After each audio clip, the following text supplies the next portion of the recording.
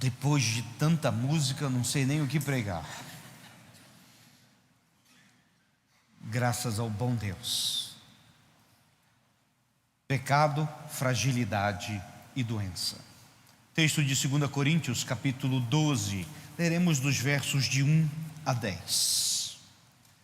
O apóstolo Paulo, ao escrever essa carta, ele estava, claro, inspirado por Deus, mas aqui nós verificamos muito de coração, muito do que ele estava passando, muito do que nós, muitas vezes, passamos também. Diz assim a palavra de Deus, 2 Coríntios, capítulo 12, versos de 1 a 10. Se é necessário que me glorie, ainda que não convém, passarei as visões e revelações do Senhor. Conheço um homem em Cristo que há 14 anos foi arrebatado até o terceiro céu. Se no corpo ou fora do corpo, não sei, Deus o sabe. E sei que o tal homem, se no corpo ou fora do corpo, não sei, Deus o sabe, foi arrebatado ao paraíso e ouviu palavras inefáveis, as quais não é lícito ao homem referir. De tal coisa me gloriarei, não porém de mim mesmo, salvo nas minhas fraquezas. Porque se eu vier a gloriar-me, não serei nécio, porque direi a verdade, mas abstenho-me para que ninguém se preocupe comigo mais do que em mim vê ou de mim ouve. E para que não me ensoberbecesse, com a grandeza das revelações, foi-me posto um espinho na carne, mensageiro de Satanás, para me esbofetear, a fim de que não me exalte. Por causa disto, 3 vezes pedi ao Senhor que o afastasse de mim. Então ele me disse: a minha graça te basta, porque o poder se aperfeiçoa na fraqueza. De boa vontade, pois, mais me gloriarei nas fraquezas, para que sobre mim repouse o poder de Cristo. Pelo que sinto prazer nas fraquezas, nas injúrias, nas necessidades, nas perseguições, nas angústias, por amor de Cristo, porque quando sou fraco, então é que sou forte. Tudo começou quando Paulo viu o céu. Embora ele use uma figura de linguagem falando de um homem que foi ao terceiro céu há 14 anos atrás, na realidade todos concordam que Paulo tratava dele próprio ali. Ele viu o céu. E é tão impressionante o que ele viu lá, o que ele ouviu lá. E meus irmãos, estamos falando deste servo de Deus que foi um terrível pecador, perseguidor de cristãos, alcançado por Cristo, arrependido, foi transformado. No seu chamado, logo na conversão, já foi dito a ele o quanto ele saberia o que é sofrer por causa de Cristo. E então ele viveu, sofreu perseguições, torturas, prisões, privações, doenças, tanta coisa, mas ele viu o céu. E todos concordam que aquela visão de céu impulsionou em muito a vida de Paulo. Ele sabia o que viria, o que esperar, e diante daquela grandeza dele ter sido arrebatado ao céu, ele agora enfrentava um outro problema na sua vida. Ele tinha um espinho na carne, que não sabemos ao certo o que era, mas certamente era algo que era no corpo, que causava dor, e que não tinha cura na medicina na época. Era algo também que não foi naquele dia, mas já acompanhava há algum tempo o sofrimento. E ele entendeu claramente que aquilo ali foi para que ele não se orgulhasse e aprendesse a viver dependendo de Deus. E é disso que trata o texto. 3 vezes ele pediu, 3 vezes ouviu de Deus: a minha graça te basta, o meu poder se aperfeiçoa na fraqueza. Bem, diante disso, precisamos entender o que é, porque isso vale tanto para nós, tanto para cada um de nós. Doença, pecado, fragilidade. A doença, ela é resultado do pecado original. A partir da queda, e então veio ao mundo toda sorte de doenças, todo tipo de desastre e todas as situações também. Interessante, meus irmãos, como a doença, sendo resultado do pecado, limitou a vida e muitos projetos, alterou planos e certamente transformou algumas vidas. Foi impedimento e mesmo dizimou populações. Na Primeira Guerra Mundial, a guerra matou 9 milhões de pessoas. No mesmo período, a gripe espanhola matou 40 milhões de pessoas. É impressionante como a doença também bate em nossas portas. Desde que o pecado entrou no mundo, se fala de doenças. E nós as temos também. Pessoas boas e más ficam doentes. Perceba que um dos ministérios de Jesus foi a cura. Ele estava atento ao sofrimento dos homens. Perceba que na eternidade, no céu, não haverá mais dor. Perceba que Paulo, servo, apóstolo dos gentios, que viu o céu, ficou doente. Perceba ainda que algumas doenças têm um propósito bem específico de nos fazer crescer. Perceba ainda que sim, na vida, algo pode doer e dói. Pecado. Já foi dito tanto sobre o pecado e nós temos falado tanto a respeito disso. E aqui vai as palavras de Jesus: não pequem mais. Sabemos o que é errado, o Espírito Santo toca em nosso coração, devemos fugir de toda impureza, que Deus nos livre disso. O pecado traz consigo consequências, se não tratado, traz culpas e tantas circunstâncias ruins. O mundo jaz no maligno e o mundo flerta com o pecado o tempo todo. E embora nós somos pecadores, regenerados por Cristo Jesus, mas sim, não gostamos de pecar, não temos o hábito de pecar, segundo 1 João, e não devemos fazê-lo. Ao que crê, após o pecado, vem o arrependimento, não a culpa.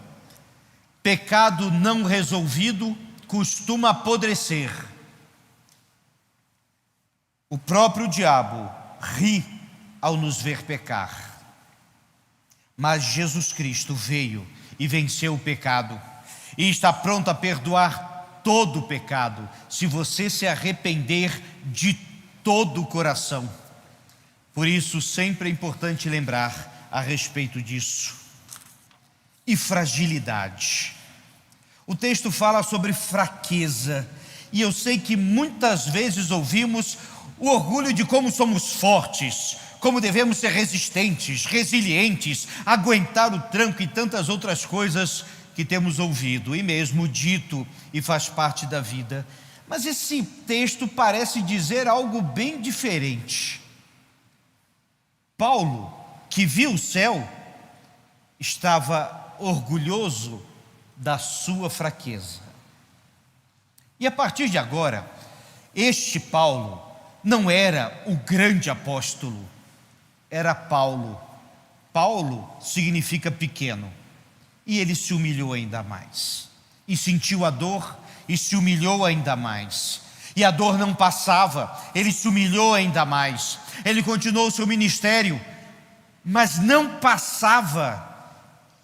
E ele percebeu que de grande, Paulo não tinha nada. De pequeno, ele era assim. Paulo tinha todos os atributos para se orgulhar: conhecedor das Escrituras, falava pelo menos 4 idiomas, homem do mundo, plantador de igrejas, reconhecido no mundo. Mas ele não se orgulhava disso. Orgulho é pecado. Paulo tinha consciência das suas fraquezas e nós precisamos ter. Ele não era grande, ele era homem, como nós aqui somos. Assim como ele tinha falhas, nós também as temos. E por isso ele precisava ainda mais de Deus, mais do seu amor, mais da sua misericórdia, mais da sua graça, mais da sua presença. Paulo precisava o tempo todo do Senhor, e nós também precisamos.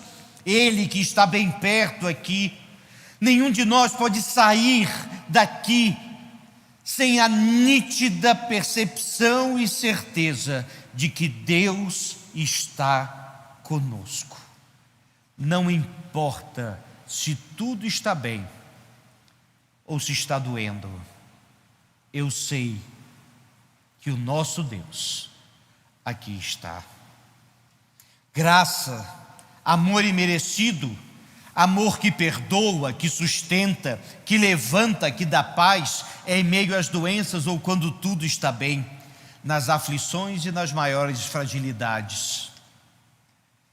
Neste caso, meus irmãos, o melhor bem-estar para Paulo não era ficar sem dor, era estar com o Senhor. E como isso muda a nossa perspectiva da vida.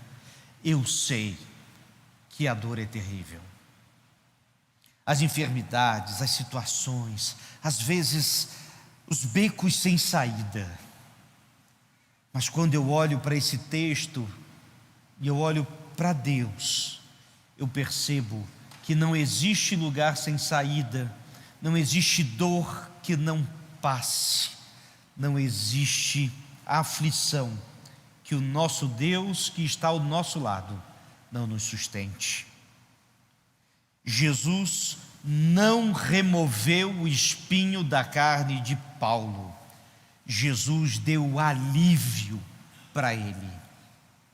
Entenda, meus irmãos, que o que Paulo precisava era de mais amor. E ele pôde ouvir do nosso Senhor, e só ouvir do Senhor já bastava.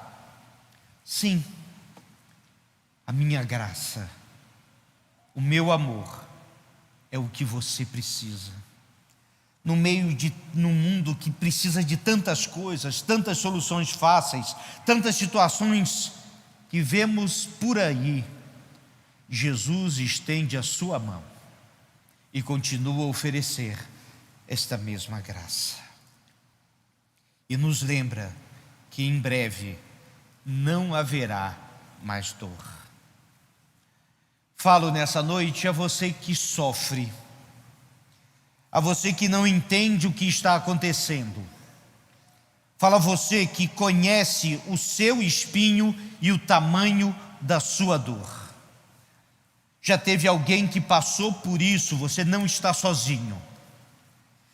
Falamos de um texto de alguém que foi privado de tanta coisa e que em determinado momento pode não ter entendido. Ele insistiu com Deus 3 vezes e ainda assim Deus não tirou o espinho de Paulo. Servimos a um Deus que sabe qual é o nosso limite, até onde podemos resistir. Cremos num Deus que cura, que cuida, que transforma. Mas cremos num Deus que nos dá a certeza da vida eterna. E por isso continuamos, com espinhos ou sem eles, com algumas lágrimas ou sorrisos, mas sempre na presença do Senhor. Servimos a esse Deus que continua a dizer, como disse no passado e dirá sempre: a minha graça te basta. E é por isso que nos reunimos aqui, para continuar E você que passa por esta dor, queremos ter uns instantes de oração por sua vida, porque às vezes não é uma dor física, mas é dor na alma, e essa dói mais, e só Jesus é capaz de dar solução. Por isso eu quero convidar você agora a fechar os seus olhos por alguns instantes e colocar a sua vida diante do Senhor. Nossa oração é que você não passe por esses espinhos, mas certamente você conhece alguém que está passando. E por isso, queremos colocar todos diante do Senhor, agora, e poder ouvir do nosso Deus a mensagem da salvação. Oremos. Senhor Deus, estamos aqui diante da Tua palavra, diante de vidas, diante de alguns que carregam espinhos, ó Deus, no corpo ou na alma. Te pedimos direção para as nossas vidas, te pedimos perdão por nossas faltas, te pedimos, ó Deus, que possamos na nossa fraqueza crescer em Ti. Ó Pai, que possamos experimentar do Teu amor, da Tua graça, desde já, na certeza de que Tu és o nosso Deus. Continua com cada um aqui, ó Pai, em nome de Jesus.